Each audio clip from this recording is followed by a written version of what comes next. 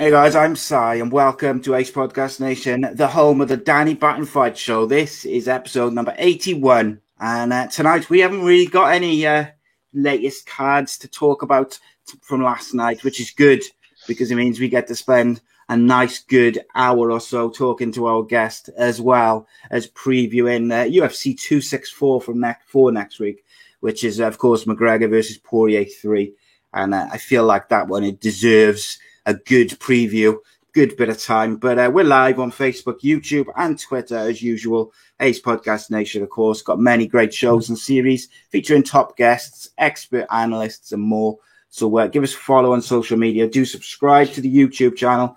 Click the bell for notifications. And we do all sorts of shows. At the moment, we're doing 4 live shows a week during the Euros, which is going down well with some special guests. We got Rodri Giggs joining us every week, David Giles, and of course Kev McNaughton and myself and Andy Campbell. We've got our own little Euros team 3 times a week. But as ever, we are live on Sunday night for the fight show. And joining me is, as usual, my co-host. He is a former Cage Warriors champion and a legend of the British MMA game, Mr. Daniel Batten. How are you, mate? So, listeners, yeah, all good here. You might notice the environment's a little different. I am at work, so if anything happens, because it's all live, forgive us. It's going to kick off. Someone's going to complain at the old gym, and Danny's going to have to go sort them out, which that's fine. I've got a feeling me and our guest are going to have a good old chat anyway if you disappear, because we've done it before. Of course, you'll have seen him on the channel before, not for nearly a year now. But I'm delighted to welcome back to the channel. But first time, I think, on the Danny Batten Fight Show, it is Cage Warriors welterweight, Mr. Oban Elliott. Welcome, buddy. How are you? Thanks for having me, Si. And good to do it with Danny, finally. Cheers, boys. It's going to be good. It's going to be good. I'm looking forward to it, mate.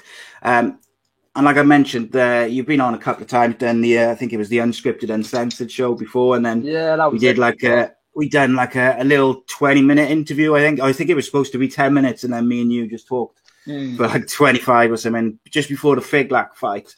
That's it, yeah. Of course, you were confident. You were going into it. You were looking forward to it. It didn't go the way that we all thought it was going to. Talk to us a little bit about that, mate, because that was a big shock to us. Yeah. Well, it's so far in the past for me now, because I've had so much since, if you know what I mean. I don't know. Yeah. Of course, I think about it. It's my last fight, but at the same time, it's like there's so much out of my control, and there's so much things with all of it. It is what it is, mate. You know, I went in, I turned up to work, and I did everything I could to knock his block off, and I couldn't do it.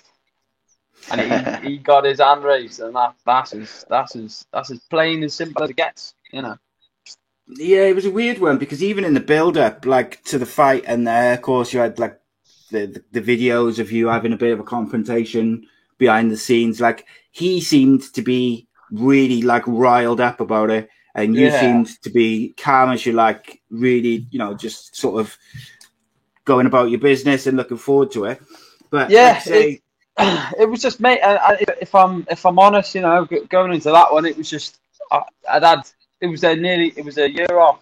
It was 11 months out before I'd fought in that one. So it was just about making that weight class for the first time in a long time was the primary focus and mission, and that was all I cared about with regards to that.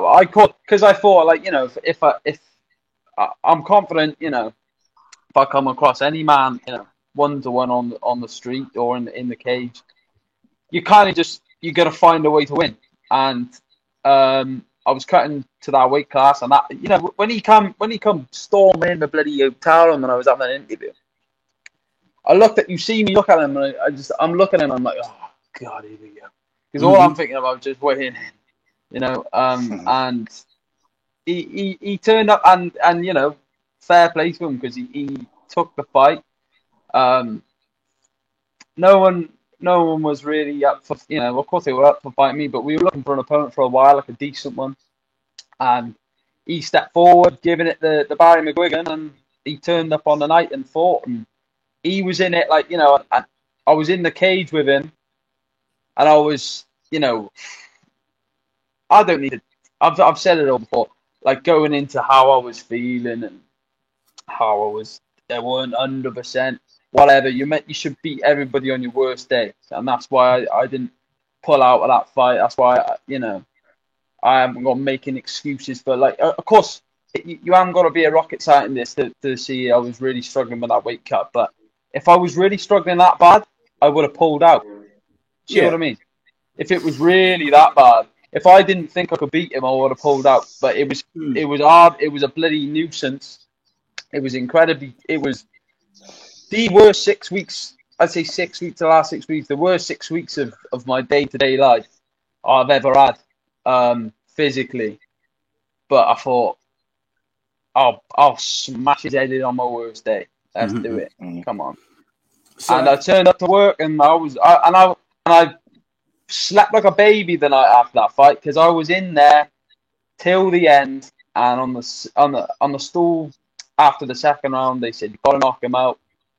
And I stood on my jelly legs, wobbling around, and tried hitting him as hard as I could. And and if I could have sparked him, I would have sparked him, and I wouldn't be making excuses for how bad I felt if I won. So why would I do it if I lost? Why would I do it if I lost? I remember, like Danny said on the show we did straight after, like he said straight away about the weight cut and stuff. But like, I wanted to, we've talked about, weight cutting at various points, but like we have a few viewers and that now who are not fully up to the speed on the MMA stuff and things like that. But like, talk to us a bit about like weight cutting generally and how brutal it is on the body. Like, how much weight do you cut? Were you cutting to make weight for that weight? What was it, lightweight, wasn't it? 17 kilograms from my natural weight. 17 kilos. So I was obviously, my natural weight, like it's anything between 85 and 87. So if I might weigh one day like 85.8, 85.6, but then I might be 86.4, 86.9. So it's just anywhere within that range, within a few pounds. So, but I mean, 87 kilos that's me fit. That's me eating clean. That's me running. That's me training twice a day. And a lot of people think that that's me sat on the couch. If I sat on the couch, I'd probably get well into the 90s, and nobody would ever discuss me fighting at 155. But for me, it's because I just train. And there's a truth to it. There's like an element of vanity to it as well. I like having abs. I like being in good shape. I like being lean. I like being fit. I don't like going to the gym and feeling out of shape. I'm very self-conscious, I guess. So I've never let myself get above anything that's not an acceptable weight. I've always stayed in like my natural weight of great shape, vascular. So that's 87 kilos. So obviously, if you can imagine, I'm dieting, chipping down from a lean body all the way down. And I'm restricting my calories for like 10 to 12 weeks. And in that case, it was around 12 because of the sheer weight that I had to lose. And the reason I decided, I know I'm going a bit off topic, I'll go back to the question, but the reason I decided to fight at that weight class was what was my excuse not to make 155? We were all sat in a COVID pandemic. I've not been fighting. It's not short notice. They told us about September and like the April. So I thought, well, I'll get my weight down now. I'll start dieting now. But yeah, it's no joke weight cutting because I learned the hard way. I've learned the hard way. But people cut like crazy. Like for me, I can only talk for me. But for that one, I dieted right down to around 75 for the fight week, and that was me dry as a bone at 75. And then from the Monday to the Wednesday, I cut from 75 and did the water cuts in the baths and got to 70 and made weight. So it was tough. It's just on the actual fight again there, Danny, like, obviously Mike Figlak has gone on and won, I think, another two fights since. So, like, you know, he's, whatever you think of him, he's no mug in the ring, in the cage. You know, he seems to be a half decent fighter. And if you go in against someone who knows what they're doing and you're not fully fit, it's difficult, isn't it? It is what it is. I know you don't want to make excuses and stuff, but like, yeah, we've all seen videos of fighters, like literally breaking down as they're doing weight cuts, and they're wrapped in, you know, foil blankets. And of course, there's the famous one with what's her name, Cyborg. Yeah, but like, I guess it is what it is. And of course, then Oban, not long after that fight, you had a health scare, like a very serious one, as it goes. And like, you know, for people like us from the outside looking in, we were, you know, obviously there was a little bit of news which you would put out there, like, but from the outside looking in, we're all sort of looking, and me and Danny discussed, like, we were sort of, you know, the main thing is that you were never mind fighting. The main thing was that you were all right, and that, especially with some of the stuff, you know, we've seen with Christian Eriksen in the football recently. How quickly a problem like that, if it's not detected beforehand, can change his life. Like, but talk us through it, mate, and what it was and stuff. Yeah, so basically, after the fight, I just like, fucking hell, damn it, you know, let's get back in December. Let's get back in December. And we all said, like, the first thing we all said was, we're moving up a weight class. You look like a bag of shit for 3 rounds. You know what I mean? There's no other way that could have happened if it weren't for that weight cut. That's the only thing. Like, you're brilliant in the gym, and you know, I take nothing away from him. But say we fight 100 times, I'm not even going to say that. God bless him. Well done, Nick. Say it. Say it. You know, just fair play to him. You know what I mean? It's like saying you kissed the prettiest girl in the class. Never mind, she was blackout drunk and she can't remember it. But you know, you still kissed her. So if he's got that way and he's happy with it, regardless of the state I was in, you know, he's a lucky man that he caught me on a bad day, and it is what it is. But anyway, with the health scare, like, I had this rib injury that I was like, it was just niggling at me, and it was still hurting a couple of weeks after the fight. So Shaky said, right, I'm not going to let you, because I'm a real bad for going to the doctor for x-rays or problems. Yeah. When did you go? I'll let him do it. God, I've muted him now. Go on. All right, I'll let him. Yeah, so I'm real bad for going to the doctor and things like that. So I've gone for this x-ray on my rib, thinking hopefully it's not a broken rib, you know. And the reason I didn't go for this x-ray before the fight was because I didn't want to go into the fight in my head knowing I've got a broken rib. Yeah. I thought, out the sight, out the mind. So I did they did an ECG on me before. I'd never had them before. They stick things all over you, on your shins and that. And then they did that before I thought I was having an x-ray. And then they called me back in, and she sits me in a room, and I'm like, I thought, am I getting an x-ray? Like, what's going on? And she's like, no, never mind the x-ray. We found this something wrong with your heart. What do you do? Professional fighter, right? We may never be able to fight again. I was like, what? So it was pretty all at once. And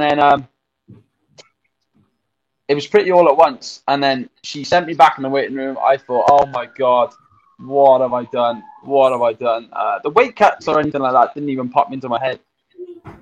I thought, how has this happened? How has this suddenly been flagged? And then she calls me back in, and as she's saying, like, you know, I'm not going to go into detail because I'm very conscious not for this to look like excuses, if you know what I mean. Yeah, of course. I'm just going to say this, right? Have you experienced this symptom or that symptom or this symptom or that symptom? No, that's okay. Just go through. Right. So she goes, have you experienced this symptom, this symptom, this symptom, this symptom, this symptom? And I was like, yes, yes, yes, yes, yes. And then she goes, right, you've got this thing called pre-excitation syndrome. We need to do investigations if it's for Parkinson-White syndrome. We don't know. This is very serious. You could go into cardiac arrest, blah, blah, blah, blah. So I said, right, how is this only flagged? And I'll be honest with you, the only time I've ever experienced these symptoms is when I've been cut. My last fight just now, I was cutting mad amounts of weight, and she was like, whoa, whoa, whoa, whoa, whoa. How much weight did you lose? And I said, well, I lost. I only know in kilos, like 17 kilos altogether, let's say 15 kilos altogether, over a space of like 8 to 10 weeks. And she was like, well, the thing is with this pre-excitation syndrome, people can go their whole life without any symptoms, but if you fall really ill and lose a lot of weight dramatically, you can suffer like with what I was going through the whole time. So when she said this, I was like, you gotta be fucking kidding me. Because it was like, I looked at it and I was like, I don't know whether to laugh or cry at this moment, because I've just looked back at the last 10 weeks of my life. I've just suffered my first professional loss, wondering what the fuck is wrong. And then she told me. So I was a bit like, it was a bit, you know, it was relieving in a way, because then I look back at all them times in the lead up to the fight where I was feeling like, you know, going through certain things, and it was, but then at the same time I was kicking myself, really, really, really kicking myself, because I thought, why the fuck didn't you just go to the doctor when these things were happening? Like, what are you trying to be a tough guy for? Just think of the win, just get to the win. Like, why are you trying to be a tough guy for? Like, why are you killing yourself, losing all this weight? Like, you're good enough as it is. Why the fuck would you cut that weight class? But it was always an ambition of mine to win a title at lightweight, win a title at welterweight, and because then I was going to spend the rest of my career at welterweight. It was always an ambition of mine. While I was young, and while I was like relatively, you know, I was 21 when I first made the weight class. So I thought I made it all right, but it was still very, very tough then. But I made it all right when I was just turned 21. So I thought, you know, if I can do this now, if I smash Figlak in, maybe get a number one contender fight in December, keep my weight low, then maybe get a title fight, and boom, I've got the lightweight titles, and I never have to worry about lightweight again, and I've achieved something fucking brilliant there. I never have to weigh anything anywhere near 155 again, but at least I've achieved it, and then move up to welterweight. But I guess you could say, rather than me being done with the division was done with me, and I learned the hard way. So it is what it is. We move on. I can't wait to go up to fucking welterweight and smash everyone up there. And that is something I'm very hell bent on doing, I'll be honest. I was going to say, you must be itching to fight, because obviously your last fight was the September, then you've had the health scare. I think you had 2 fights scheduled, didn't you, for March, and then one fell through, and then you had a replacement, and then that fell through as well. So you must have been watching these last couple of trilogies, tearing your hair out, surely. I watched, obviously I was meant to fight in the December one, and then they pulled me from that with the heart thing. I watched a bit of the December one and felt like launching my TV out the window, so I turned it off. Then I got down to London, hoping for a fight, and then I had to watch that one because we were stuck in the bloody hotel. But I didn't want to watch that one. Did Jordan fight Morgan on the last one? Because I definitely watched that fight. No, so the one just gone, isn't it, last week? He fought in March, didn't he? Yeah, he fought the one before. Yeah. I watched that in the car on the way back. The last one I didn't even watch. I mean, I watched Scotty and North, but I didn't watch it. Didn't watch it as a whole, like. No. So, I want to just bring Danny in here because he's been patiently waiting. But yes, Danny, come on. Sorry. That's right. It's good listening. It's obviously some interesting stuff, and like in that past sort of 10 months, Oban's been through a shitload, and he hasn't even had a fight, which is incredible, and it shows the sort of things which fighters have to deal with alongside the training and everything else. like obviously we discussed the time when Oban had a health scare, and like the main thing is like that you just want someone to be all right regardless of fighting. Obviously, it's good that he's been cleared to fight and stuff. Are you excited as what Oban is and what I am to see him fight again, mate? Yeah, it's great, to see him back in there. It's going to be good stuff. It's obviously been unfortunate with these 2 cancellations that he's had, and that can play with your mind as well. That's really frustrating. I've experienced that numerous times throughout my career, but you just got to hold in there and know that you are a young lad. You're saying how young you was coming into this sport, which is becoming commonplace now. It really is becoming a young man's game or young person's game. Just hold in there tight. Your opportunities have come up. And I have no doubt, the few times that I've spoke to you and from what I've seen of you, there's no 2 ways about it. You're going to make a success of your career. You're really driven. And there's a lot of other driven individuals out there. But that for us as spectators and stuff, is going to make for great matchups. I'm really excited for you to get back in there at the weight that you're comfortable at. And just, to clear things up. Now they've cleared you. How comes they've cleared you? Is this something that they give you medication for? Are we allowed to pry a little bit on that? So yeah, when they found out the abnormality, they put this monitor on me. Right. I went for another checkup as well. But I went for another checkup, and then they put this monitor on me, and then they said train, like run, exercise, wear it all the time. And then when that came back, they said, obviously with me being at my natural weight, there was near enough nothing to worry about. And when I had the X-ray and the initial scan, I think it was 2 or 3 weeks just after I cut all that mad weight. And it took me a long time to recover from that. So I don't know to be honest, I didn't ask too much questions, but as soon as they said, as long as you don't cut to bloody retard LBS, as long as you don't cut to this stupid weight class, you're fine. You're good to go, because we don't see anything. We don't see any issues here when you're fully fit and hydrated and fed. We don't see any problems when you're not malnourished. So I was like, all right, cool, whatever. Yeah, a lot of people won't know what it's like to obviously cut weight to the degrees that many of us fighters have experienced. But if you get it slightly wrong, if something ain't right with it, what happens is you start to lose performance. So all that fitness that you gain during your training, if you're dehydrated and can't rehydrate yourself properly, or you just get it wrome. It is like fighting where you haven't got any fitness or cardio. You haven't got explosive strength in your muscles. You haven't got no like spikeable endurance. You just can't be explosive. You can't seem to recover from any explosive combinations put upon you. It really is not nice. And it puts you at massive deficit. It's almost like someone taking a fight at short notice when you've been out of camp and you just jump in there against a top tier guy. You really are going to be up against it. And I'd rather do that though. Rather than go in overtrained and malnourished, I'd rather go in unfit and you get your second wind and you're like, Yeah.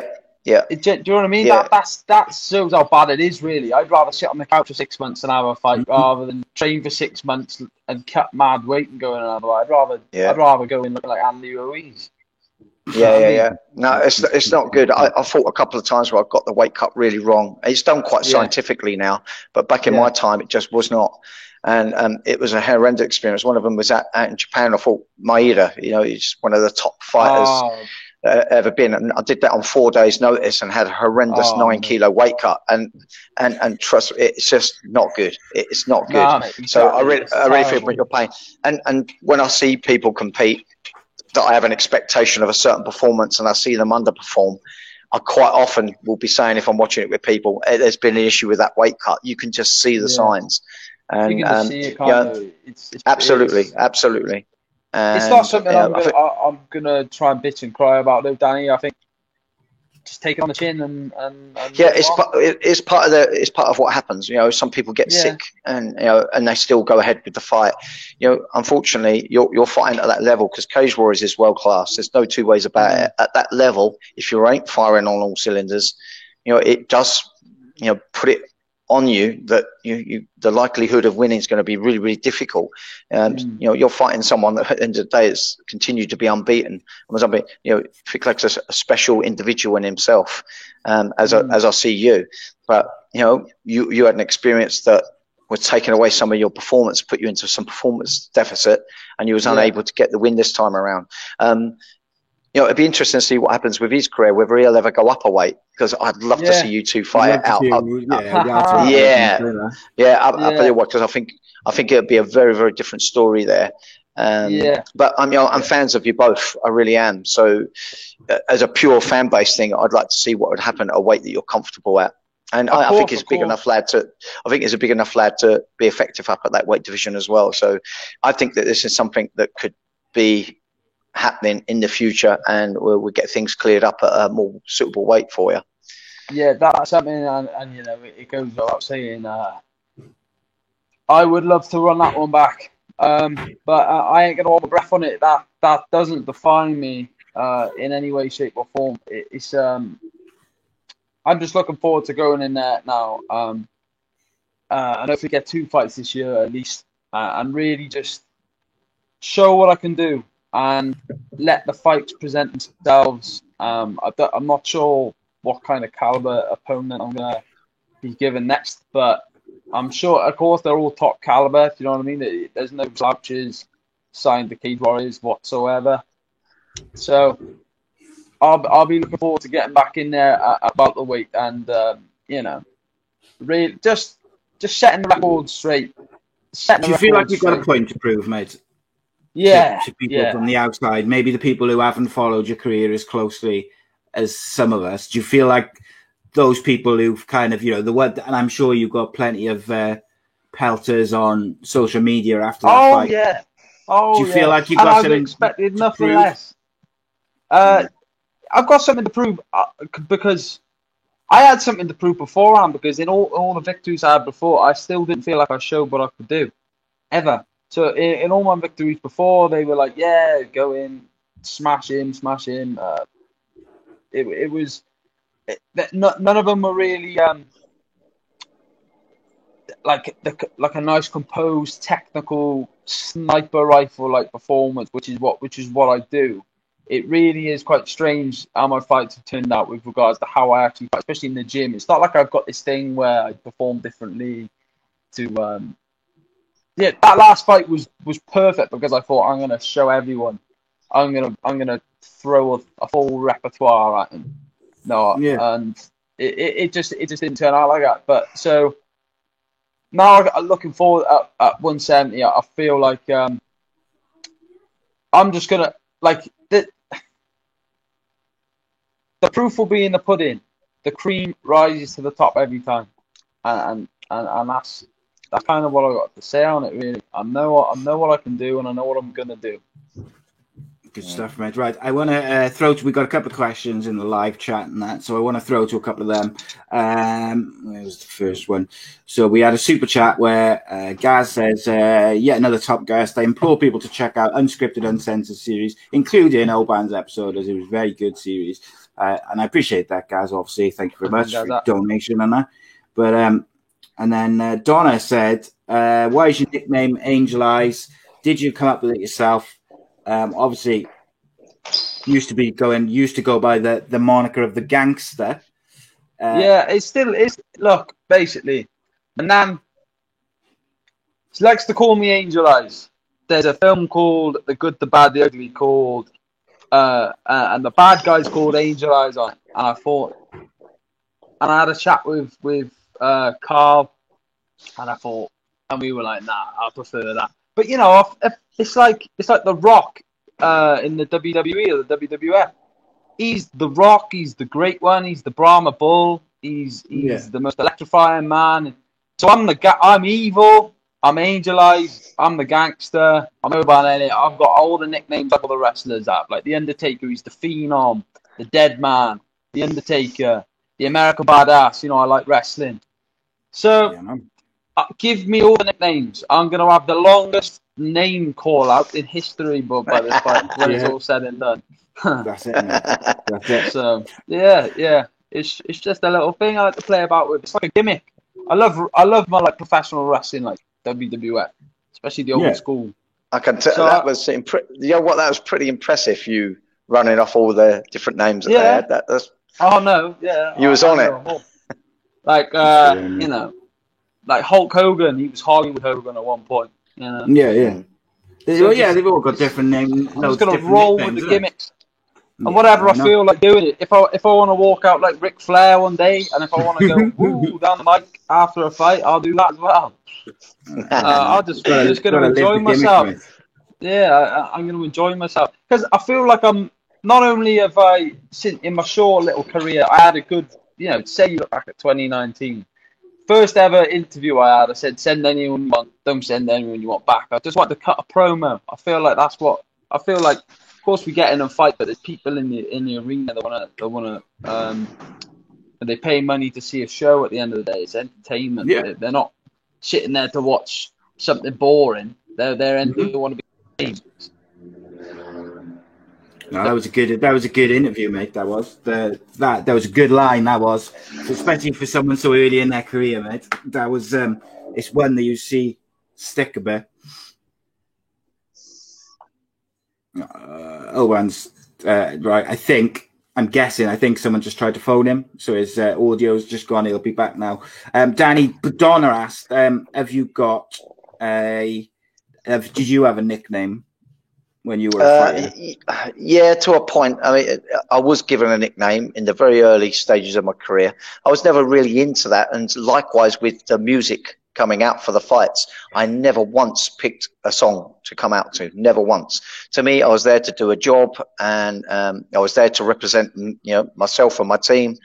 But the name I was given was Danny the Silent Assassin Batten. And the reason why that Silent Assassin name came out was because internet had become a bigger part of like the build up of the fight. So like as a good example, when I was going to fight John Kavanagh, we had all his camp messaging on the SFUK forum. Then, you know, my guys would be arguing back, and then other fans would get involved, and I never got involved in that chit chat. You know, occasionally John would make a few little comments on there, but I just stayed out of all of it.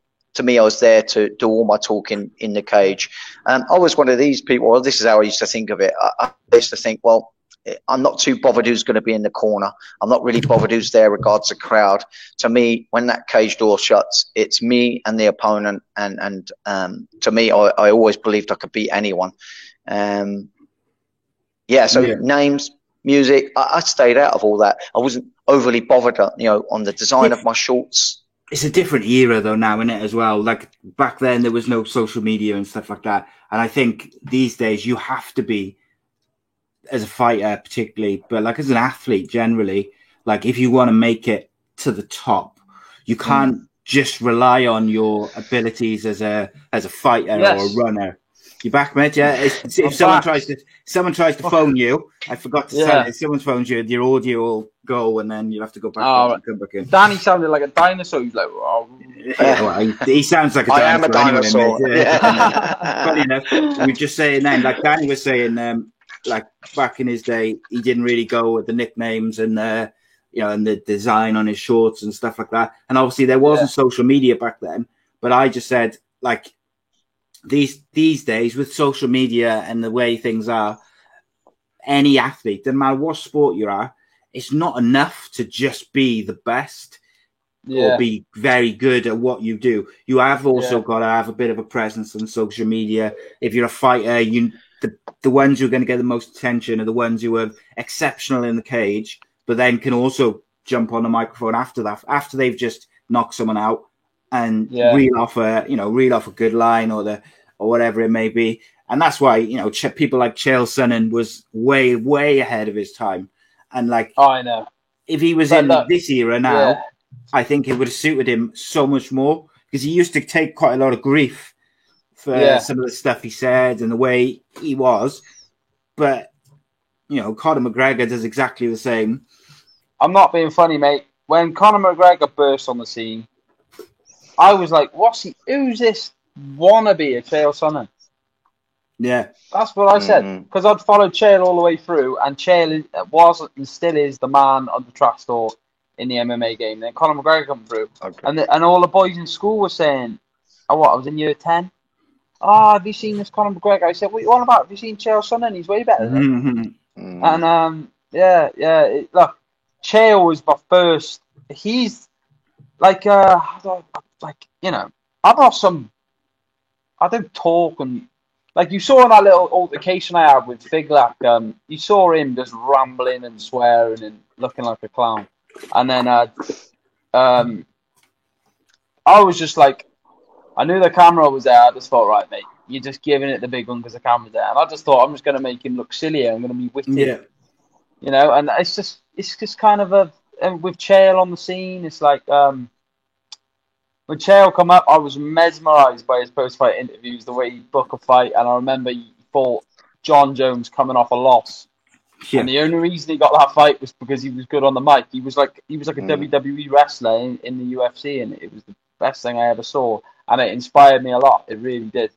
But he's one of the only fighters who could come off a loss and then talk the people watching into buying a pay-per-view that he was going to somehow beat John Jones. I don't think any other fighter could have done it. And that's basically what I'm going to do when I fight next. I'm going to be coming off a loss and going in the weight class above. I'm probably going to say, give me the title shot. You know what I mean? I'm going to say something funny like that. And it's not like I'm not capable of doing it. I just know that there's like a bit of a hierarchy, and I've got to go in. And, I'm not going to get ahead of myself. I've got a full-on massive fight ahead of me whenever I get back in the octagon. Do you feel like you've got to start again from a cage? Basically like having my debut. That's how I feel. It's like having my debut again.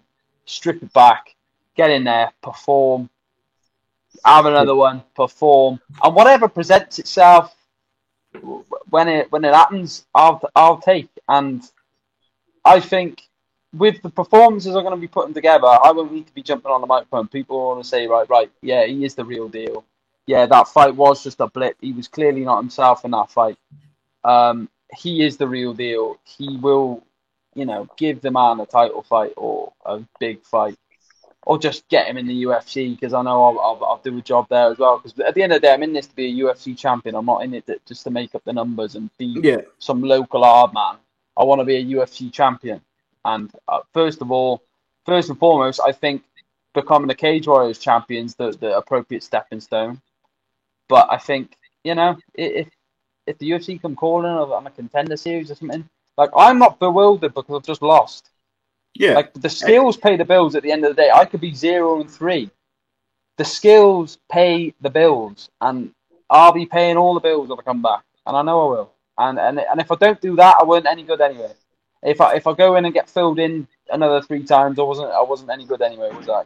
But that we all know, anyone with a brain and who knows anything about fighting knows that that's not the case. So I'll get in there and I'll do it.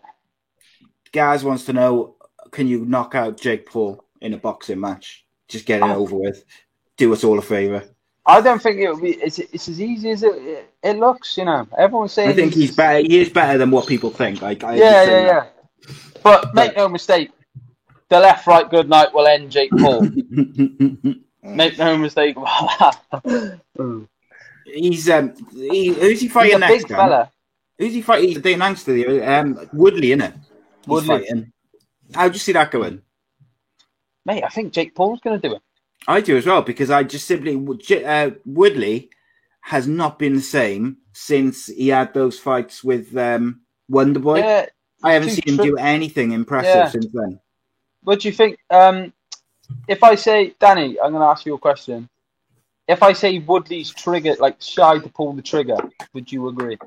Absolutely. If anyone's been following, the channel on a regular basis and seen how me and Si have spoke about his performances, his last 4 or 5 performances, it's that he just waits to hope to knock someone out, but you can't win on that hope alone. You just can't. No. You can't predict that. I think because he's got away with landing. Yeah, he's had successes like that before, and he kind of waits on it. And I think there's something about him that I don't know. He just doesn't want it anymore like he did before. He fights against the fence almost. Strangest thing. the Woodley pre those couple of fights he had with Wonder Boy, where he was building, obviously on his way to getting the title and stuff like that. He was knocking people out, but like you say, he wasn't afraid to pull the trigger, and he was finishing. He was going in there and he was finishing fights. Whereas now, like Danny just said, he feels like he's more worried about his opponent than he is about just going in there and getting it done and finishing it with his own. Because he's got power. Even as he's got older, he's still got that power. And like, if he was to go into that Jake Paul fight and catch him with like a monstrous shot, I wouldn't be like, wow, didn't see that coming. Jake Paul, yeah.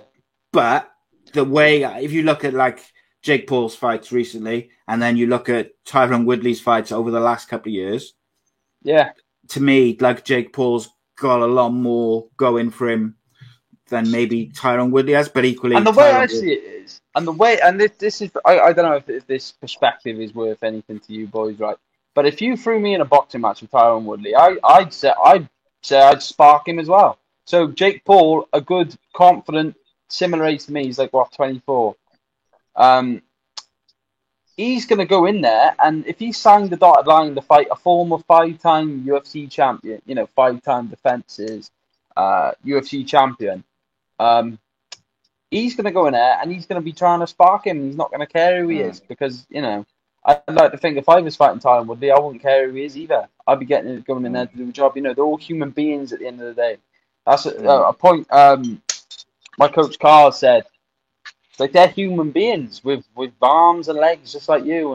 And when you spar more boys on the circuit, you realise, like, it's just a sport and they're all human beings. And trust me, if Jake Paul sparked Woodley, I won't be surprised at all.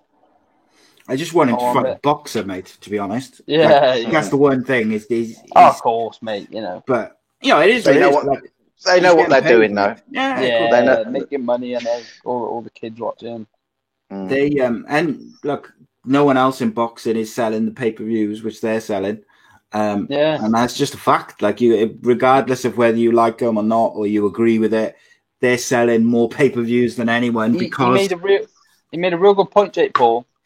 And I actually quite like the pair of them because I'm one of 3 brothers, and if me and my other 2 brothers could be doing what they're doing, fighting exhibitions, making millions, trust me, we'd be doing that. You know what I mean? Why would you? I've got nothing against Jake Paul at all. He said, he said something about there's enough food for everyone in this world. You don't look like skyscrapers in New York. Don't complain about how high the other one is next to each other. Like, there's room for everyone. Don't complain if your skyscraper is smaller than the other. Just build yours higher. Don't bitch and moan because he's making money and that's fine. But if that's the case, just go and get the job. Like I want to be a millionaire when this is all said and done. And and if I can't do that, well, I would have done everything I could to be a millionaire when this is all said and done. Yeah. And that's it. Everyone's got room to eat, so go out and do it. Make a name for yourself, isn't it? Yeah. I guess like it is what it is. Reese there in the live chat has said, as fighters, do you find it like disrespectful or offensive that these sports stars and YouTubers are coming into combat sports, whether it's boxing, lesser, really, not so much in MMA, because I think they know if they went into MMA, it would be probably a different story. But do you find it disrespectful that something that you've trained for, day in, day out for years or all your life, and they're kind of coming in because they've got a social media following or whatever? And the comparison I'd make is, imagine you've got some 17-year-old rich kid in your class and he rolls up to college in a BMW that his dad's just bought for him while you're still getting the bus. You could look and cry about it and think, oh, look at him, he's had such an easy way in. Or you could just go and get a fucking BMW, and find a way of doing it. That's my take on it. That's my mindset on it. I've not been, I've not had any privileges. I'd say my privilege is my talent, and that's what I'll be going to. I know kids who born with giving everything, bought for their parents, and giving thousands of pounds. Like, I'll make that for myself. And if I'm not trying to make that for myself, then I'm just sitting, not being proactive, thinking, oh, look at him, he's had everything given to him. Like, now I'll go and get it myself. You know, I'll be a self-made man if that's the case. So I don't find it disrespectful at all. Let them crack on. Yeah, it's a weird one. Like, I don't dislike them because of their boxing. I dislike them because of some of the other stuff they've done. But and I look forward to eventually. I feel like Jake Paul's going to pick a fight with someone that he probably shouldn't. But until then, I do find these kind of freak show fights quite entertaining. So I'm just going to enjoy the ride and that. But yeah, I don't know if Dan, like, what do you think, Danny? Obviously, you're from a different generation, mate. It's similar to me, but I don't know. It is, isn't it? It's, people are tuning in at the end of the day. It's if no one was buying the pay-per-views, Dan, then they wouldn't be doing it, would they? That's the thing. And that's what it comes down to. And you've got to think to yourself, why are most people tuning in? Or, you know, a lot of people are waiting for that time that they lose, probably. I don't know. It's not entirely my cup of tea, but it somehow captivates some of my attention as well. So I don't know. Let it all play out. And the good thing is we're seeing boxers come out of retirement, and you're seeing them move around again, which I think is a great thing. I don't know. It's serving a purpose. It's the Floyd Mayweather model. When I was growing up, I never watched Floyd Mayweather hoping he would win. I was hoping, you know, someone was going to finally put that one on his record, because I just thought he was such a boring jab. And of course, you know, I always appreciated his absolute, you know, he's one of, I would never say he is the best ever, one of the best ever. But I never watched him because I wanted him to win. Yeah. Yeah, it's the wrestling model, mate, isn't it? You mentioned wrestling before. It's the wrestling model of build up the bad guy so everyone hates him, and everyone then tunes in to see him get his ass kicked. The heel. And that's it, mate. That's what you've got to do. And then it's the classic baby face versus heel.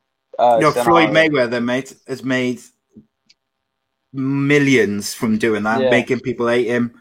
And he's mad.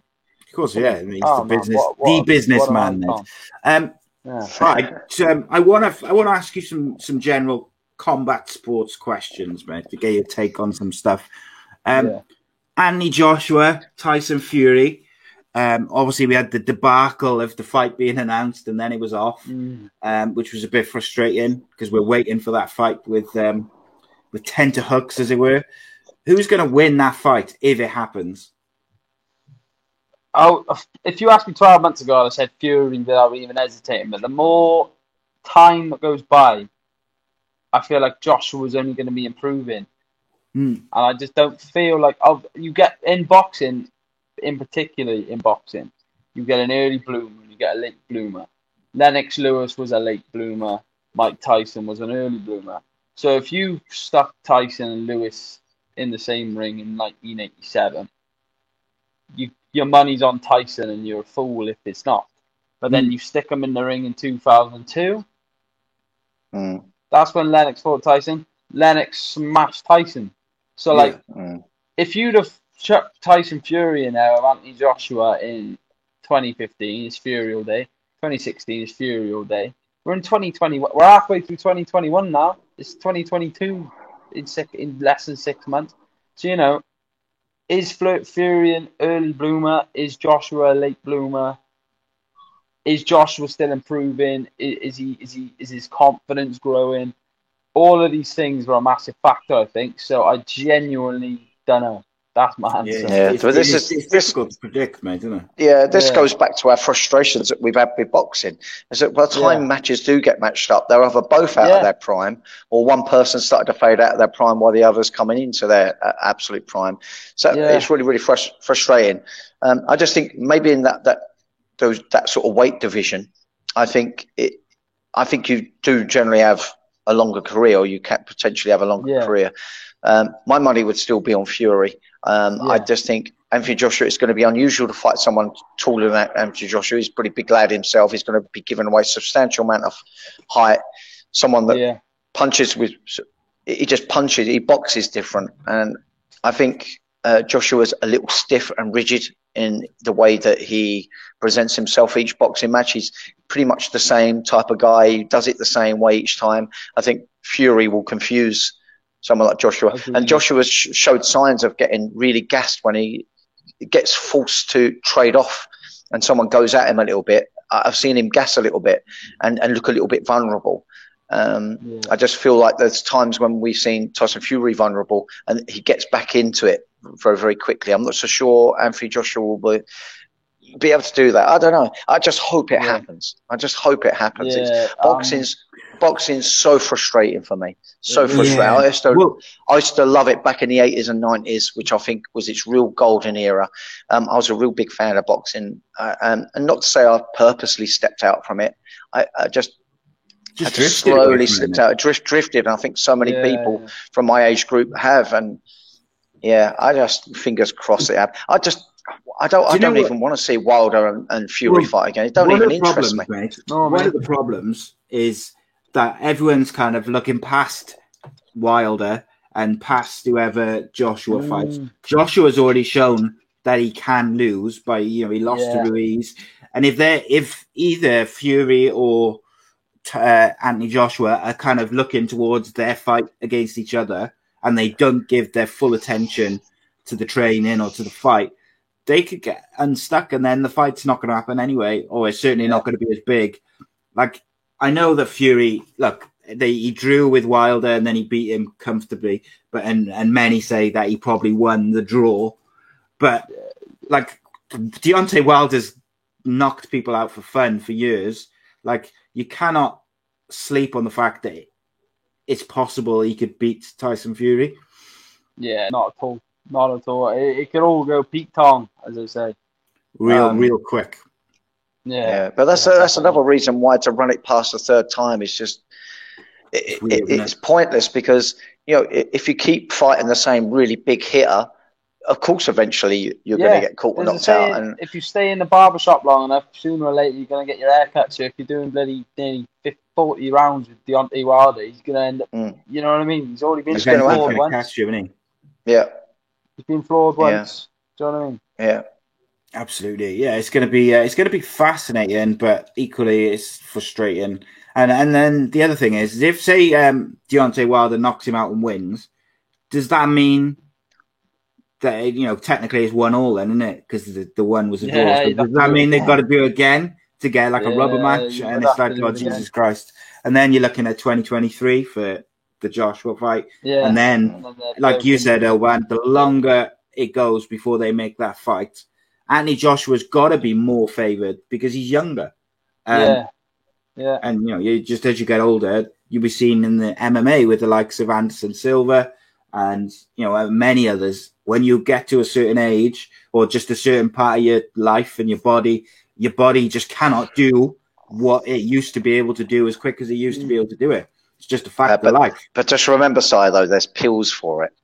Ah, right, okay. Well, you've got to go there. That's it, mate. And if there's nothing wrong with needing those pills to help you when you get to a certain age, Danny.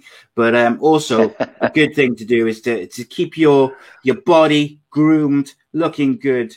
And one of the best grooming tools in the game is provided by Smooth My Balls. And for 15% off, you can use the code ACEBALLS. Oh, that was brilliant.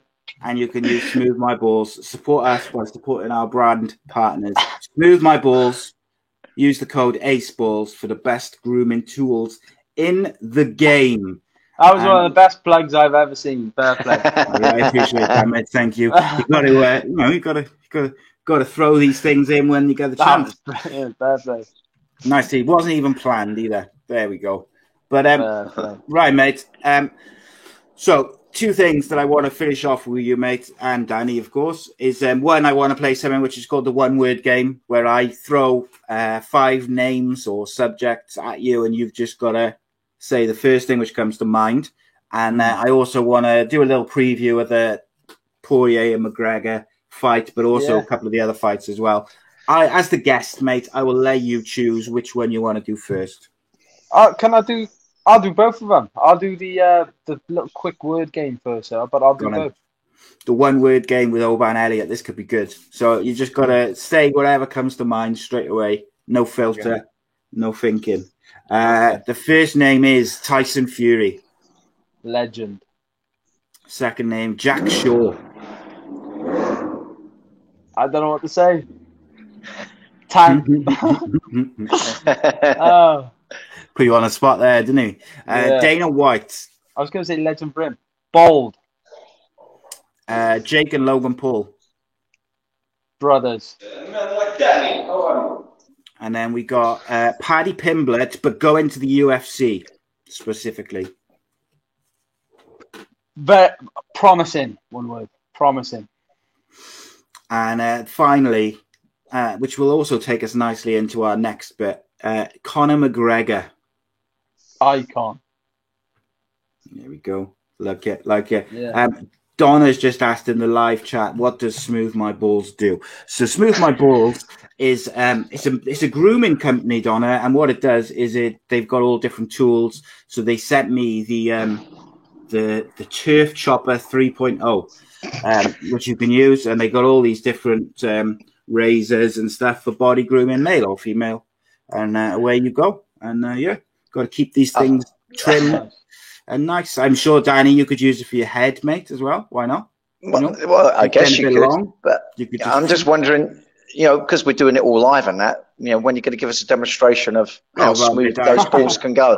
I don't know whether but this YouTube channel is not like one of those, how-to channels where they show you how to do stuff specifically. And I want to try and monetize my content as well, mate. I don't want to scare the people off. There's a lot of grey hair. But so next week, UFC 264. It's going to be phenomenal, just from a purely spectacle point of view. Before we get to the main event, there's a couple of fights I'd like to discuss, or a couple of fighters. I'm really looking forward to seeing Sean O'Malley back in the cage. I do really enjoy watching him fight. He's fighting Chris Moutinho, who I am not familiar with whatsoever, I got to say. Sean O'Malley, isn't he coming off the back of a loss? I think he is, isn't he? He just won one though, didn't he?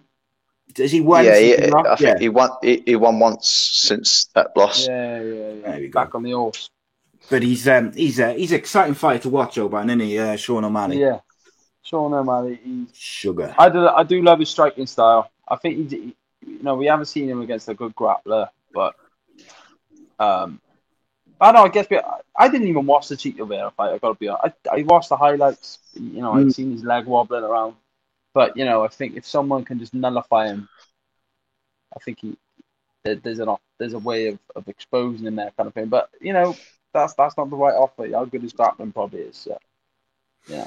Yeah, 100%, mate. And then we got Tai Tuivasa versus Greg Hardy. I mean, you just don't know what's going to happen in that. That could go all sorts of different ways.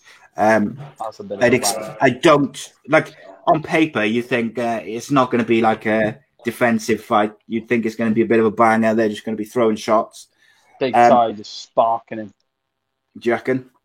Yeah, that's the way. Like Greg Hardy's like a woman beater, isn't he? I want someone to give him a real pace. Yeah. And I love Tai Tuivasa. He's a legend when he drinks the shoes. Yeah. That's it, drinks from the shoe. That's it, mate. I'll drink a shoey after a fight one day. Yeah, I just love it. I'll drink a shoey. Oh, there you go. You've got to love his style, though. He just walks forward. I just love his striking style. It's just great. Yeah. He gets really in your face. I love that. I love that style. Is, like I said, on paper, like Tai Tuivasa just walks forward constantly, and Greg Hardy generally has fought with a similar style. He's looked a bit better with his wrestling, his grappling, but like generally his style has been to try and knock people out. So like on paper, that could be all sorts of madness, but I'm hoping Tai Tuivasa wins. I've got a feeling that Greg Hardy's gonna win it, though. Unfortunately, I'm not a fan, but because I can't remember if it was his last fight or the fight before. Greg Hardy showed that he had a bit about him on the ground, and I think that might give him a bit of an edge. But there we go. And then we got Gilbert Burns versus Stephen Thompson. Danny, Stephen Thompson, obviously been a legend of the sport over the years. Do you see him beating Gilbert Burns? I do. I do. Really? Gilbert Burns, Gilbert Burns is very explosive. You know, he's got great grappling credentials as well. But I always suspect his fuel tank. Not to say that he's not fit. It's just that his fighting style, he's just very, very dangerous in the early rounds. But it does begin to fade. And trust me, anyone fading on the feet with someone like Thompson is in trouble. You know, I just love the pace, his range management. I just think he's just too well equipped and too smart on the feet. He's going to know to push Gilbert into the latter part of the rounds and to stop. I just think he's going to get more and more effective. Now, if Gilbert Burns is going to win, it's because he's going to do something quite drastic in that first half of the second round. But I just can't see it happening for my money. Yeah, fair. It's going to be interesting. So here's a question for you, Oban. Then Stephen Thompson's ranked 4. Gilbert Burns is ranked 2. Had a title shot recently. If Stephen Thompson beats Gilbert Burns, does he deserve another title shot? Yeah, but I don't think I think that's the best way to go. And make Leon and Colby fight. Yeah, that's because I think like Leon at this point, but I'd love to see Leon. I've trained with Leon a few times. I'd love to see Leon get a title fight next. I'd hope he'd get that. But I think it's shocking that he hasn't had a title shot yet. I really do think we've talked about it loads. It's like Tony Ferguson, you know. You don't want to see him do a Tony Ferguson because anyone on any given night can do a job on someone. Yeah. So I think Edwards, it's what 9 fight win streak. So hopefully Edwards. But Wonder Boy, of course, he's the only one in that top 3 who hasn't top 4 who hasn't been defeated by Usman. So I guess you could give it to Wonder Boy. But, it's weird though, isn't it, that they haven't given Leon Edwards a title shot. Yeah. Like, one more does he need to do? And like he gets so much disrespect from the media out in America, and just like I don't know, it's weird to me because for me, he's one of the best welterweights in the world, easily. He's proven that in the UFC, but they just don't seem to want to give him quite the credit that he deserves. Yeah, Belal had something to say. Don't know whether it's because he's British or what, mate. Belal was criticising him for not taking another fight with him, wasn't he? Yeah, as well. Why would you smashing Belal, wasn't he? Yeah, he was. He was picking him apart. Like, why? I don't like. Why would he need to? I thought he showed enough in that fight that it was a bit of a mismatch, if anything. So like. Yeah, it frustrates me. I say is the what I would probably describe it as.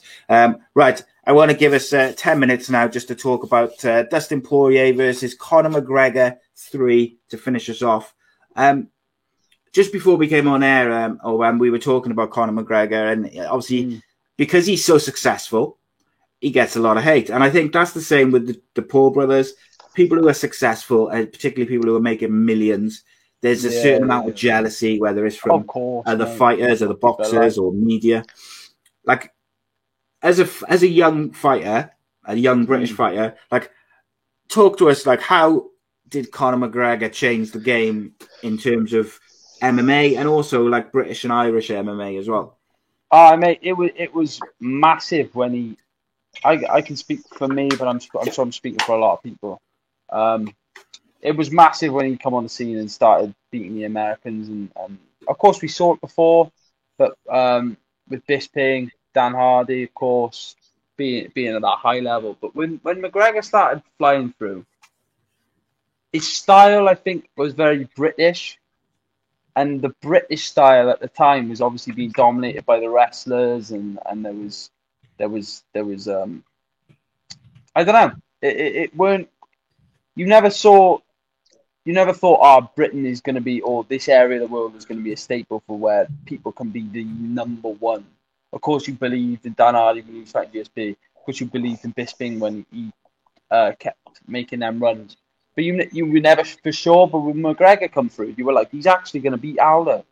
He's actually going to do it. So when he done that and he beat Alvarez, it was massive because it let's be fair, it completely legitimized Cage Warriors completely. because now everyone talks about, like, I bet for you, Danny, you're an ex-Cage Warriors champion.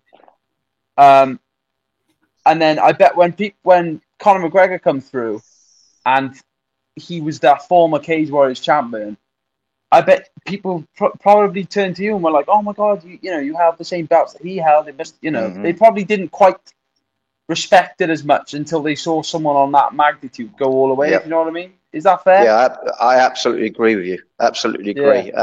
Yeah. Back in the past when I was saying, "Oh yeah, I was a world champion," yes, it was all, "Oh wow, really?" But you are right. Once McGregor come on the scene, and I could say, "Oh, I had a belt that he had."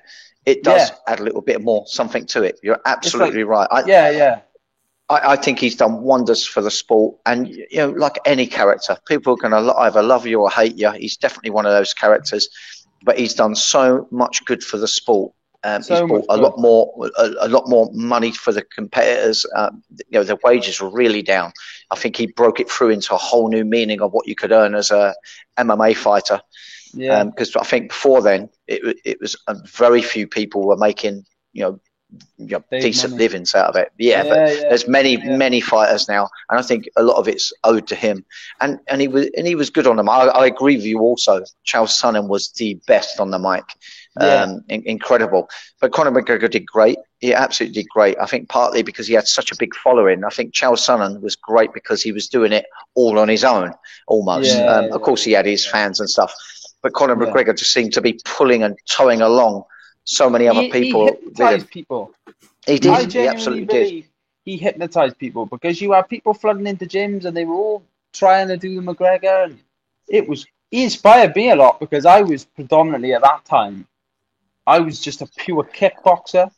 And when I seen the way, like, this is what, like, I can try to explain it a bit more for, I'm sure a lot of other fighters, because striking mainly in the UK is where you start. That's a given. And when I seen the way he was fighting, I thought, oh my God, it legitimized it for me. I thought, I've got my background with his style. Like, I can actually go forward. Like, it made me believe in myself more watching him go. And it really meant a lot to me watching him on the rise. He's a legend. Every single person in the UK should be behind him. Yeah, he's been in trouble and done this and that, but why would you support? Like, I love Dustin Poirier as well. I love Dustin Poirier. I always have done. I've been watching him as long as he was fighting Chan Sung Jung on the Fuel TV cards and things like that. But you've got to back the European man. Yes, I can. He's the man. Conor McGregor is the man. Man. And I owe Conor McGregor a thank you, because when people say to me, if they haven't got a clue, who do you fight for? Cage Warriors. They go, Cage Warriors. Just a bit like you, Danny. You know where Conor McGregor was before he went to the UFC? Oh my God, you're there. That's kind of the conversation. He's legitimized Cage Warriors. He's legitimized that Cage Warriors title, and it's a full-on path to the UFC now. And I think it's because of it. When he was going to fight Aldo, I remember, like, me and my brother and my son, we were so excited about this matchup. But when he won the way he won, but not only that, he predicted it. He said, "I know what's going to happen. He's going to overextend. I'm going to step off left foot." He predicted the actual event itself, and it made you think, "Wow, I'm going to believe everything this guy tells you." And he hypnotizing, convinced. I don't know how you want to say it. You say about it. I started to believe everything, mate. You say about he hypnotized him, Oban. Like, he got in Jose Aldo's head in the. They did like a world tour of interviews. Yeah. And when you look back at, like, the UFC unscripted YouTube things, he was constantly just at him, just calling him names and winding him up and taking his belt. So by the time the fight came, Jose Aldo just won it. You could see him before the fight. He'd never been like that. He's one of the legends of the sport, notoriously calm, as they're waiting for the belt. Well, have you noticed all these words are all linking in with each other? So you've gone, he's notoriously calm, he's notorious, and we say he hypnotizes people, and he walks out to hypnotize by Biggie Smalls. There you go. Yeah. Maybe I thought into that a bit too much. Well, no, it's facts, but before, as they're waiting for the bell to ring, Aldo was like rocking, and he was like so desperate to get his hands on McGregor that he just goes steaming in, and he just picked him off. For me, mate, it was the Eddie Alvarez fight. That was the fight which took him from not just being a star, but just being like a legitimate superstar. Because Eddie Alvarez at that point was a dangerous guy. Like he had beaten some of the top names in the sport. He was champion for a reason. Smashed the Sands off. And McGregor, that pet is. Yeah, it was big. And that McGregor was going up a weight, so everyone was like, "Oh, maybe this is going to be." He's bitten off a bit more than he can chew. He decimated him, mate. Yeah, and mate, I was celebrating. Like, I was so happy for that. And and the thing is, for me, I don't even really keep up with the UFC anymore. I'll watch a McGregor fight, but like, I am really that asked about any like. Nobody has made me as no one grabs you like that though, do they? Like McGregor does. Like Adesanya, he's all right. Like, of course his boys are knowing the UFC now and Bellator, obviously, that I'm like watching the TV, like fixating on. But Bisping won the title, and when McGregor won the title, I feel like it's peaked. I feel like it's like British MMA. Like, you got to get Leon Edwards in there now to do the job. Do you think Leon Edwards will be the next British UFC champion? Well, you've got to say yeah for now. He's number 3 in the world. I think you'd be a fool to bet against that, and I hope he does it. Just hope he does it. But he's in the worst. He's in the hardest division. I agree. But he's up there. Let's hope he does it. Let's hope he does it. Let's hope with a bit of luck and the right shot, and hopefully Usman yings when he should have yangs, and he's sleeping on the canvas, and Leon wins it, and that's another bout in Britain then. Yeah, spot on, mate. I want to ask you about Jack Shaw and whether he's going to be a UFC champion. But before we do that, let's talk about the McGregor-Poirier fight. Do you think, like Gaz has just said there, he says McGregor will be so motivated to beat Dustin Poirier, and that's when he's notoriously again, being at his most dangerous. Like, how do you see that fight going? Danny, go on. We'll go to you first, mate, because you've been a bit quiet this episode. How do you see the McGregor-Poirier fight, mate? How do you see it playing out? I think McGregor's going to knock him out. I think he's going to bring some kicks into the equation and push him to the outside with those kicks. This is like how it went the first time around. That's if he goes back to that sort of like approach. And get a bit of distance in. He's got to use that lead leg. He's got to protect his legs. I think if he just trades boxing, and the problem with just boxing is that you can get leg kicked in that range. Leg kick range is the same as hands range. I think if he plays around too long in one range, he's going to get countered in some way. But I think if he mix up those ranges, he's got great outward range capabilities with those legs of his. I think he should introduce those. I really liked his teeps as well. He's got great teeps. And that'll take away some of the effectiveness of Poirier's hands and make it a little tricky for him to wrestle him up as well. And I think we've seen that if you wrestle with McGregor a little bit, it takes something out of him and he's less of a sharpshooter. So I think for him to stand a chance to beat Poirier, he's got to keep it at range, keep the distance mixed up, and then I think those sharp shots eventually find a way home.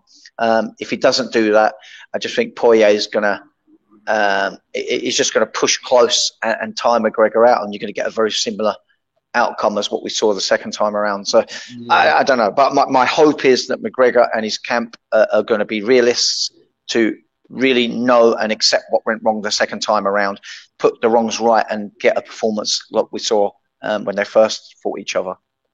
Yeah. What about you, Oban? Like, how do you see it? How do you see this fight going? And also, what happens if Conor McGregor loses this? Like, how big a deal is it for him? It's going to be tough if he loses it. It's going to be tough to bounce back and slot in the division where he wants to slot in. If he loses this, he's probably going to have a trilogy with Diaz, and then you're going to be like, well, where does he go from there? I think it's very similar to what Danny said. If he's light on his feet, if he's efficient in the grappling exchanges, if he doesn't give too much away, if he doesn't overextend and reach and lunge for that 1-2 he loves to do, where Dustin could shoot under. If he's efficient and he uses that jab, like he was hammering Dustin in our first round. That's what I felt. He was absolutely hammering him, and it was you were thinking, oh, this is brilliant. But then you saw Dustin. Dustin's he's a crafty veteran now. So I think McGregor's got the ability to pick him off, but Poirier's got the ability to do to do the same kind of thing. But I have a feeling McGregor's going to have the answer for Poirier in what he does. If he goes to the kicks, I think he's gonna if Poirier goes to the leg kicks, I think McGregor will have the answer. I think if Poirier goes to the wrestle, I think McGregor will have the answer because he would have prepared for it. He's probably stripped it all back and probably gone, what are Poirier's keys to victory? If I was Dustin Poirier, how would I beat me? What do I know? You know? But if I'm looking at that, like, he's only gone wrong marginally there, and I think if he just, I can just see him just have it. It's kind of like at the Eddie Alvarez fight, where it's a bit of a 50-50. Poirier has a bit of a wrestle with him. Poirier's trying to get things going, but if McGregor can disturb Poirier's rhythm, and hit him in ones and twos and use his kicks himself, I think he could spark him. I think he could. I just have a feeling. He's going to, like, Poirier's going to be backed up, and he might run out of answers, and McGregor could put him away. But then, it is so 50-50. You can't call it, can you? Yeah, it is because he's so close to call. I think sometimes feel like, particularly in recent years, is people forget how much power Conor McGregor generates when he connects with that left hand clean. Like, legitimately. He's so inactive as well. Yeah. He had 40 seconds against Cerrone in between the Khabib fight and the Dustin rematch. It's like, that ain't enough. And then you got Dustin having 5 rounds with Dan Hooker in the full scrap. Do you know what I mean? Yeah, it's a big difference, isn't it? I think McGregor could do him, but Poirier is an absolute machine of a man. So, may the best man win. Indeed. So I'm going to ask you straight out, both of you, just in one sentence, who's going to win and how are they going to win? Danny, you go first, mate. McGregor. I think he's going to set up the hands with the legs. I think he's going to throw a few kicks and set that range to get that cross hand landed. That's how I think it's going to end. First 2 rounds. Okay, and what about you, Oban? Literally exactly the same. There we go. I couldn't have said it better myself, Danny. There we go. I like it, mate. Like it. And my final question, Oban, is not about you, mate. It's about your friend, your teammate, Jack Tank Shaw, who's obviously in the UFC himself, been very impressive in the work he's done since he's been there. Is he a future UFC champion? I think he's got all the tools. I think he's got all the tools to do it, and I think he'll do it. I think obviously he's going to quietly go up the ranks, not in the same way. Like, obviously he's 3-0 in the UFC. He's undefeated his entire MMA career. I think Tank. We all believe in Tank. We all believe he's got what it takes. And when it gets time to it, he's an hard bastard. He's not just this. Yeah. He will grind till there's no grinding left. He will go all day. He's tough. He's gonna, if he has to have a war, he will. And he will survive. Do everything. He'll fight till he ain't got a breath left in his body. I think he could do it. I can't. It's a very hard division, but like, just let it unfold. I think he could do it. Yeah, I believe he will be UFC champion. Yeah, he's like for me, he's like a silent killer. I can see him just going up the rankings, no fuss, just beating people and just generally going up. But me and Danny pitched. I think it was during COVID when there was no shows on and stuff, and we were doing like retro reviews, and we were looking at Jack's run through Cage Warriors, and we pitched like a legend killer gimmick for him, so he could fight all the guys, the big names who were sort of coming to the end of their career in that division, and there's some big names in there. But I like it. We just had. All right, we'll finish on this then. We had because I like to encourage new viewers. And Anch, I apologize if I haven't pronounced your name right. He asked what your thoughts are on Kazmat Chimaev. He's a human being, if you ask me. I haven't got much. Of course he's good. You know, he's got a better record than me. Who am I to say anything? But if you want the honest answer, I think he's a big Swedish Dagestani. He's a man that can fall, and until he fights, you know, just let you know. God bless him, you know. But he's just like any other fighter, if you ask me. I don't know how he's got so much notoriety, but again, fair enough. I think it would be fair to say, I don't know whether you would agree, that he's still largely unproven. I mean, he's had some great wins, but we've not seen him in UFC in any adversity, you know, to come back from difficult times in a fight. We've not seen that. I mean, obviously he's won so convincingly, which is impressive in its own right, don't get me wrong, but you know, when someone's been tested, you normally see him on the other side of the coin, where things ain't running so smooth. You know, can he claw his way back? Can he adapt and change on the job? I'd never doubt that. Yeah, I'd never doubt that. Of course, you know, like again, who am I to say anything about the man? He's in the UFC. He's a bigger name than me. Who am I to say anything about the man? But like, I really, really struggle to look at these fighters in 2021 like I'm a fan. Does that make any sense? Yeah. I don't I really struggle. I look at them and I'm just like, if I idolize them and I superhero them and I think that so and so's a star, like I think Conor McGregor is a bona fide star. But everyone else coming up now, if I'm honest, I'm a 23-year-old man with sky high ambitions, and I don't really care for any of them. How's that sound? Yeah, but this is the thing that's got me with Oban, you know, during this interview is the confidence, and that kind of confirms it to me. The fact that you're saying, look, you know, none of them, I'm not a fan of any of them, and I think this is because you believe in yourself, and they're potential victims of you as you come up the ranks, and I like that, because that gives a little goosebump on the back of my neck when you say that, because it is. I don't want to go throw my name around. I'm not going to idolize some man who's in a spot that I feel like I could be in right now. Had I not had my hardships, you know, I've had a full bandwagon of people jump off the hype train. You know, there's a lot of things that I've lost a lot of my how do you say it?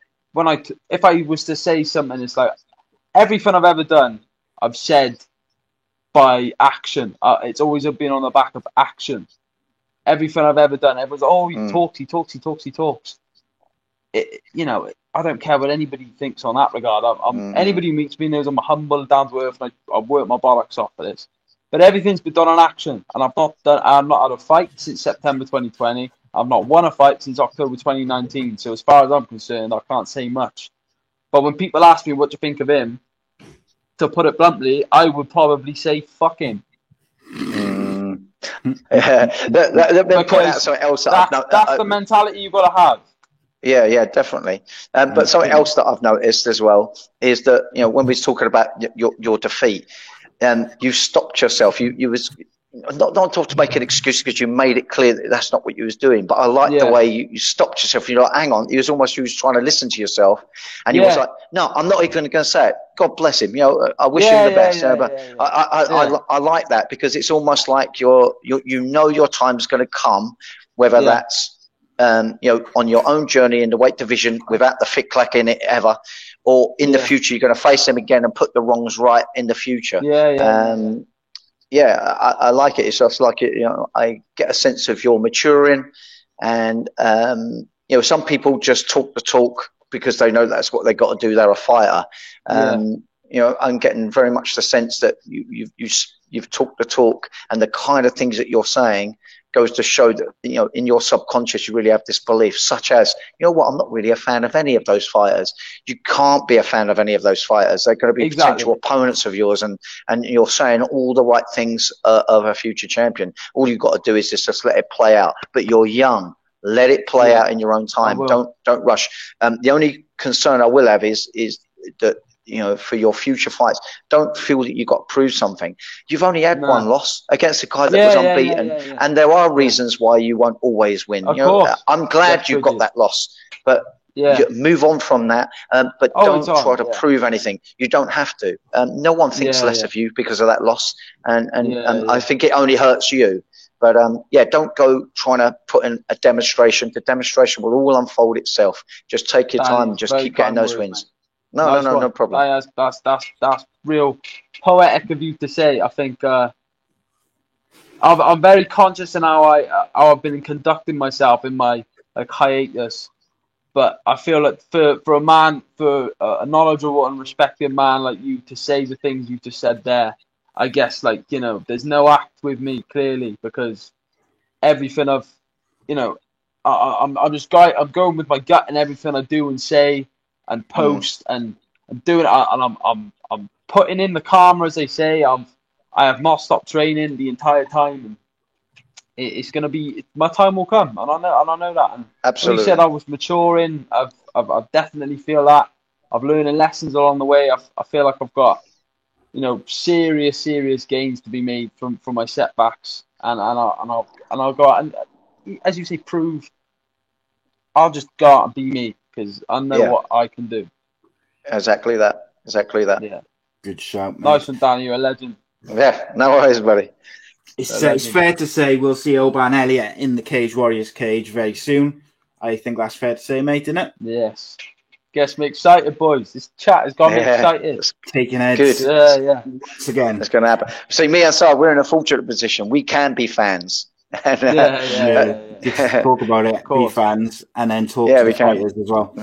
But no, look, Oban, absolute pleasure to have you, mate. As always, I love chatting to you, and it's always good, mate. I appreciate talking to people who are straight up and who are just say how they feel, and if that upsets people sometimes, then that's just the way it is. I got so much respect for people who will just say what they think, regardless. Call it down the middle. Yeah, you got to. At the end of the day, that's what you think. That's what you think. If that's how you are, that's how you are. I much prefer speaking to people like that than people who've kind of hide behind answers or stock answers or a persona or whatever it may be. People always said for the entire time, and I think they probably still do, that I put an act on. But then everybody there was I'm not going to name names, right? But there was comparisons made between me and other people, right? And the word on the street was I was this arrogant, cocky, puts an act on guy, and the other guy was the straight up, by the book, respected man. But then when you met the guy in person, he was the arrogant, cocky one who put the act on. And then you met me. It's I say this and that. I'm having a bit of a banter. I'm in the fight business, the entertainment business, and I know the crack. And anyone I rub the wrong way, I feel,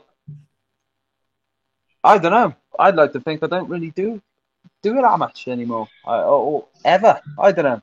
Let the haters hate. That's it, man. As they say. That is it. Follow Oban on social media. I'm sure he'll be more active very soon. But give him a follow on Instagram and Twitter and that. Oban, as ever, mate, enjoy chatting to you, mate. Always good. Yeah, so boys, it's been brilliant. I really enjoyed that. Yeah, nice Oban. Good luck, buddy. Chat to you as well. So I just leave now? Awesome. I'm going to play it out now, mate. And Danny, as always, mate, a pleasure. Just a legend. Been a great one, mate. And of course, thank you to the viewers and all the people who sent in questions and comments. Appreciate all the nice comments and stuff. Always good. Spread the word. Tell the people we're live every Sunday with a new guest each week. Next week, we got Welsh boxer Gavin Gwynn, who's also European Commonwealth champion, I believe. And looking forward to that. Hopefully, he'll bring his belt with him as well, like the MMA guys did. And we'll also, of course, be talking Conor McGregor and Dustin Poirier, among other things. But until then, check out the football shows this week. Subscribe to the YouTube channel, and we'll see you soon. Cheers. Yes, boys. Thank you. Yes. Welcome, Danny Batta.